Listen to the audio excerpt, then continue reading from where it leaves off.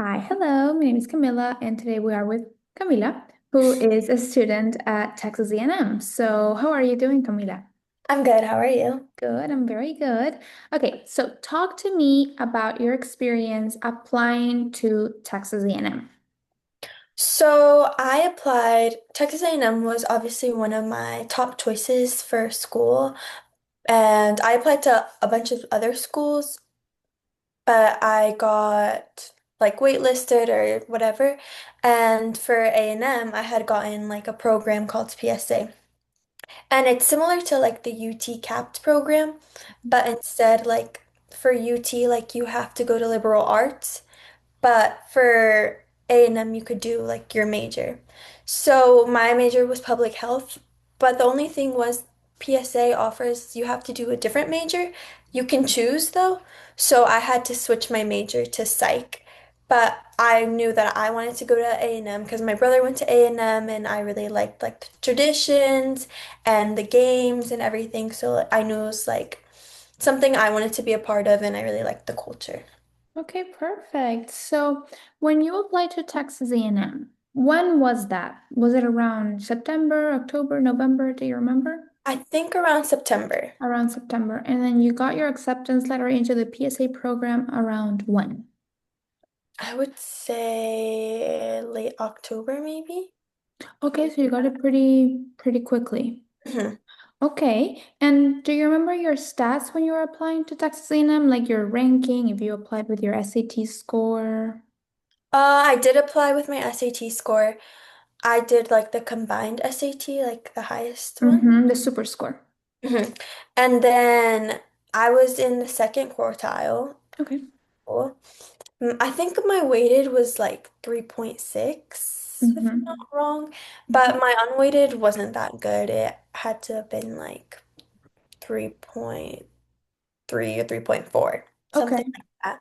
But I was involved in like multiple clubs, but I joined them a little bit late, but still there was a lot in there. So it was mostly like clubs junior and senior years of high school. Okay, so you had a resume Mhm. alongside your SAT and GPA. And do you believe that helped you? Yes, because my score wasn't like the greatest, but I knew that people had been applying without scores. So if I was confident enough in my score that I knew that it could show that I knew what I was doing rather than being like unconfident in like my test abilities. Okay, perfect. Um, so why did you choose Corpus Christi to do the PSA year in? So I had researched all like the different like campuses and there were a lot. Some were definitely closer to me because Corpus is like 3.5 hours for me, so it is a little bit far. But taking in account like all like the academics and like all of that like in the location, it was also important to like realize like I would be spending a year there, so like I would have to enjoy it. And like if I was in Amarillo or something, I knew that I would just be so far and like there was nothing really for me to do there. But in Mhm. Corpus Christi, like I could be far, but I was at least able to like enjoy like the beach or there was something to like keep me occupied and happy. Okay, so you ultimately picked that one because it was the one that you saw yourself enjoying the 1 year the most. Mhm. Okay. What were the required courses you had to take as part of the PSA to transfer to Texas A&M, and how challenging were they? Um, they were just I just took prereqs like normal basic classes like bio. I had to take math classes Mhm. too, but honestly, they weren't challenging at all. It was very easy. Not very easy, but like if you studied and put in the work, like it was definitely like accomplishable to get an A and Mhm. things like that. So it wasn't hard at all. And there were obviously many like things on campus that helped you get to the grade you need to get. So I would constantly go to like the writing centers, for example, and like the teachers would help you and encourage you, and they would even give you extra credit points if you helped like get on campus. Okay. And do you remember the score, the GPA you need to have to transfer to Texas A&M? I think it was a 3 point. 3.0 or 3.2 or something like that. Okay. Okay, so it's a very attainable GPA. And do you know if that varies per major or is that like standard? I know that in engineering, I don't know if they've changed it, but it was a little bit higher. Maybe like if it was 3.0 for everyone else, then it was like 3.2 for engineering. Or if it was Okay. 3.2 for everyone else, it was 3.5 for engineering. Okay, so it does vary major and by major. Okay. How difficult was it to maintain the GPA required? Not difficult at Not all. difficult. Okay, so you think that anyone, if they put in the effort to study Yeah. and course, can attain the GPA to transfer into Texas A&M. And how is the transferring process? Are you admitted immediately to Texas A&M and then you have to figure out the dorm, or can you do that beforehand? Um, I didn't figure out my living situation until I got the letter that I was in. But obviously I like would go and look. But what you had to do is you still had to apply to A&M. But instead of like writing essays or whatever under like the essay portion, you would put applying under PSA. So you didn't really have to do the work of the application, but still have an application for A&M. Okay, and when do you send that application?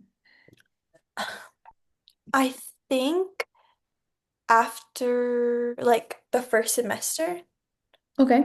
when you're supposed to send it. Okay. And when do you get the answer if you were admitted or not?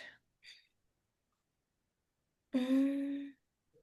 Second semester, but I think towards the end. So it was like definitely Okay. a waiting game. Okay, so like say you apply October of your first semester, you might be knowing by April.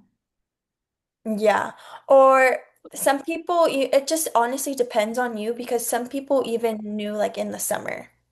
Oh, okay. Okay, so it also depends on when you actually submit the application. Okay, interesting. What were the challenges you faced while completing the PSA? If you Like, faced any challenges.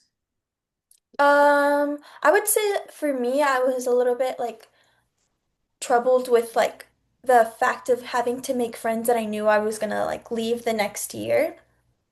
But honestly, I didn't really come through that problem because half of the people that I encountered were also PSA.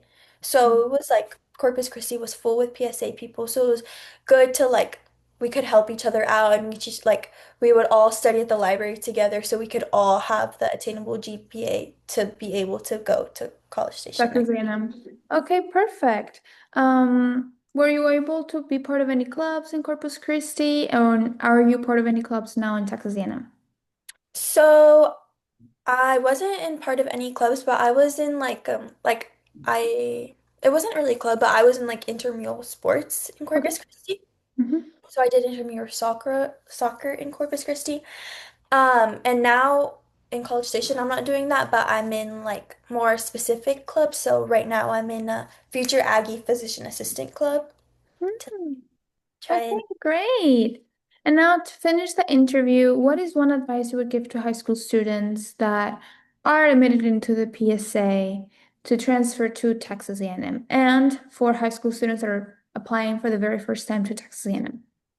I would say don't get discouraged if you get PSA because it ultimately you will get your like dream of being an A&M if that's what you want to do. So if you are set on going to A&M, I would definitely recommend the PSA program. It can seem intimidating, but honestly, I don't regret my year.